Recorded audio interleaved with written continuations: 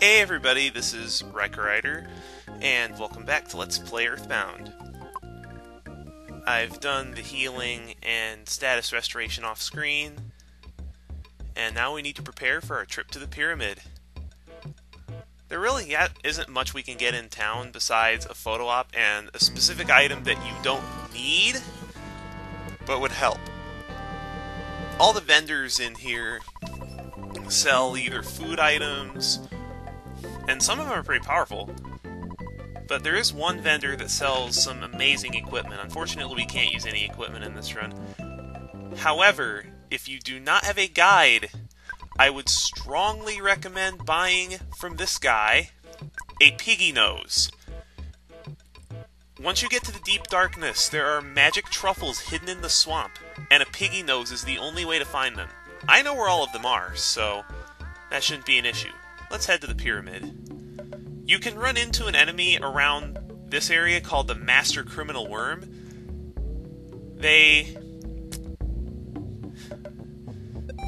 I believe they give the most XP out of any single enemy in the game. And here's a new enemy, the Great Crested Buka. I would just recommend using freeze on them, because they hit extremely hard and they have high defense. They have 452 HP.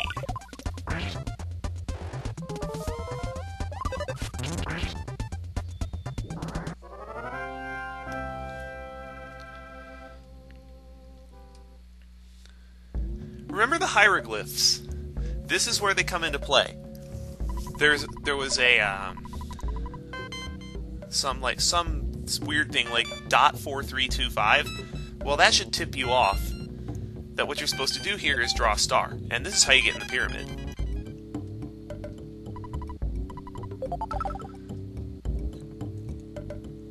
I don't think there's a way to dodge this without using the teleport glitch. So this is effectively one of those mandatory photo ops.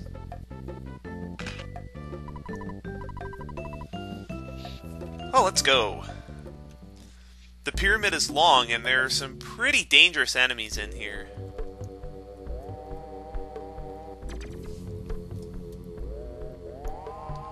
Like this one.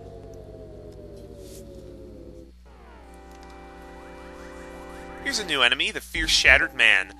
I would recommend icing these guys off as well because they hit extremely hard, and they have a lot of defense. And a lot of HP, 516 HP to be exact. If you feel like using up Josh's PP here, they are vulnerable to paralysis.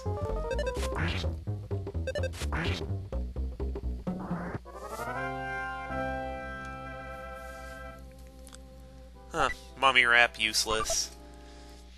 It's just used as a whip during battle and paralyzes an enemy for one turn. Wait, what is this, Pokemon? Are the Unknown coming after us? Anyway, this is a new enemy, the Guardian Hieroglyph. They can use PSI Thunder Alpha, and they can put you to sleep. Wait, no, they can't put you to sleep. They can give you a cold, which is not quite as bad. I thought there was an enemy around here that could put you to sleep. They have 470 HP. They take half damage from freeze, but it's better than spending massive amounts of PP on PSI Fire, because you'll do more damage on average with freeze. Huh. I forgot they could do this. I guess I do have to use my PSI on them. Great! One thing you may want to consider if you get into a battle with weak enemies, like the Guardian Hieroglyph, is start siphoning PSI off them, because you're going to need as much extra PSI as you can get. There's a vendor on the way to the pyramid that sells bottles of deluxe water for Aaron, which will restore 40 of his PP, and they cost $198 a piece. And here's another new enemy, the Lethal Asp Hieroglyph. These guys hit hard as well. They can deal over 200 damage with their physical attacks, but they are 100% vulnerable to freeze, and they only have 458 HP. So I would just recommend icing these guys off as fast as possible. You do need to watch your PP total around here, though, because this place is long and will sap your resources.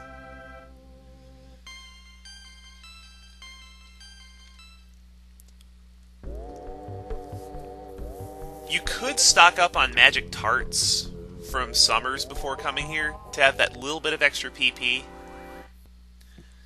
And another thing I would do is I wouldn't fight enemies unless you had to. You'll want to go north, go to the northwest here. You're going to be coming back down this passage, so you'll have... like I was saying, you're going to have to fight all these enemies. Aaron gained a level and learned healing. Healing Gamma, to be precise. And I really don't want to fight any enemies going for this chest. Cool. It was all worth it because there's a bag of Dragonite in here. Crap! Ah, great. And it's against a Petrified Royal Guard. These guys hit hard, and I don't know. I might even try running from these guys, because I don't want to fight them. They have extremely high defense. They have 573 HP. Yeah, I think I'm just going to try to run from these guys. They're really not worth fighting. Run faster! Thank you!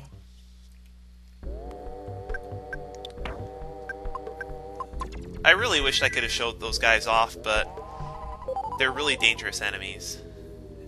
And because of their low speed, they're actually pretty easy to run away from. Man, these guys are taking a toll on my resources.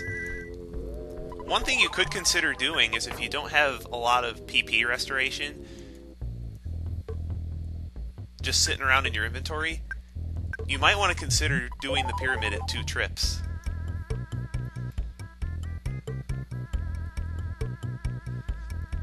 This is one of those rooms that I'd really like to get past without any encounters. Because those top 2 on the wall are forced encounters.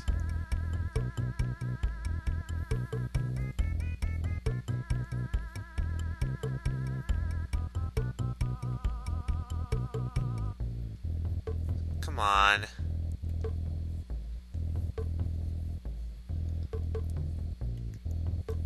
There we go. Excellent. That's what I was looking for.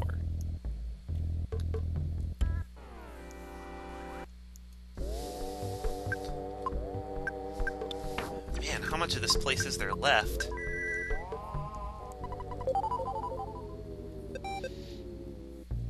Making 2 trips is just something to consider.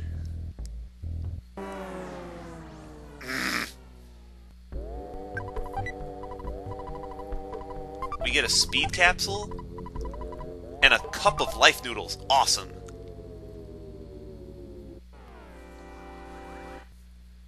Starting to run low on resources here. This is not good.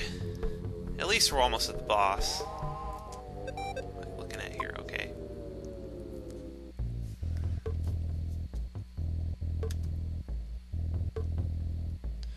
Alright.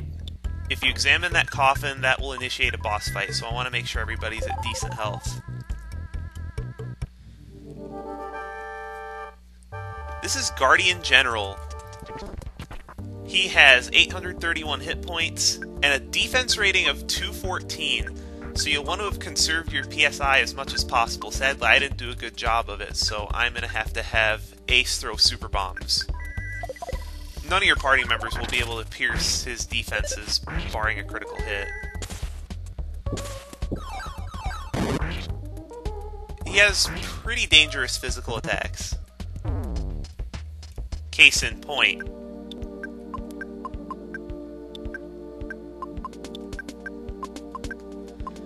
But he doesn't have that much HP, so if you have the resources, he'll go down pretty fast.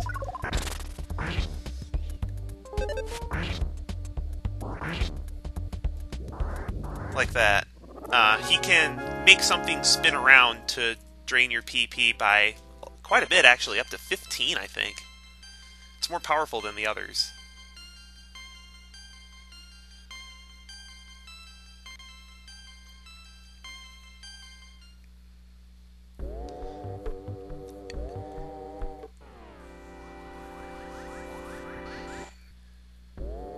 Phew!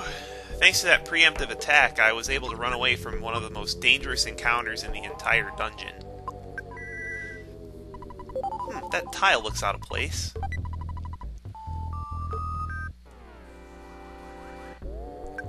I hate colds. They suck up my resources so much.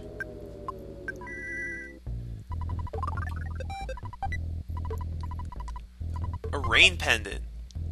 That would be extremely useful if I could use equipment, but I can't.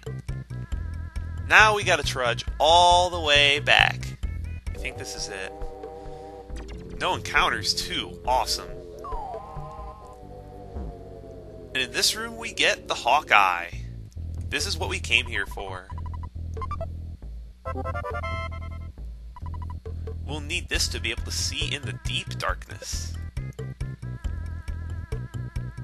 Okay, can I make it through one more room? Because I believe the next room is the magic butterfly room. I just gotta make it through this room.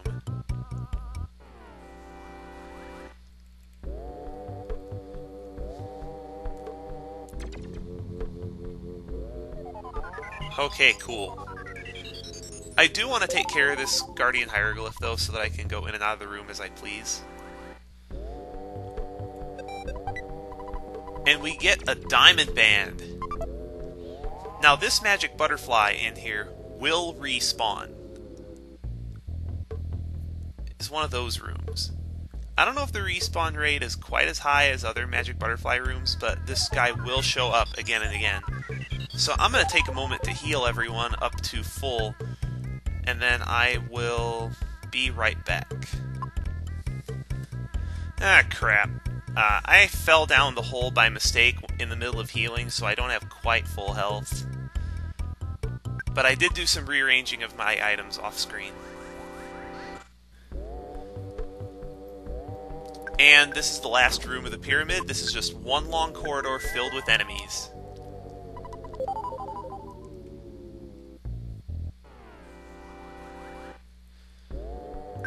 Another thing you could consider if you have a skip sandwich in your inventory is using it here. I don't believe I do, though. I do not.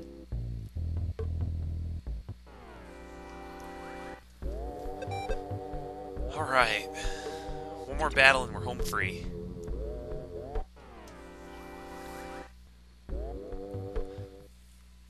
Alright, we've made it out of the pyramid and into the southern continent of Scaraba. Hey, it's the Star Master from Dalem. Wonder what he wants.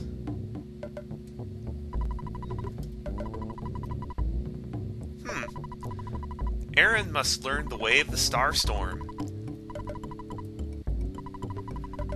I gave a whole bunch of excess items that I didn't need to him, and I gave the Hawkeye to Ace. If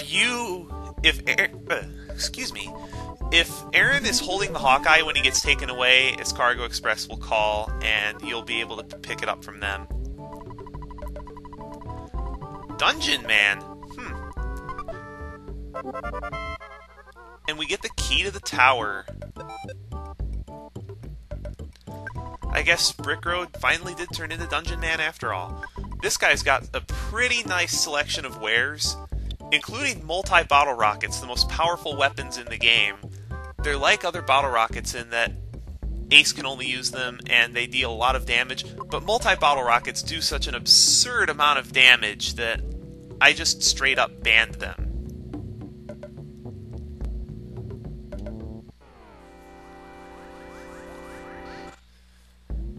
The enemies around here are pretty dirty. Aha, there's Dungeon Man. And now that we have the key to the tower, we can get inside Dungeon Man. But that's all the time I have for this episode of Let's Play Earthbound. Next time, I'm going to explore Dungeon Man after getting the rest of my party back on their feet.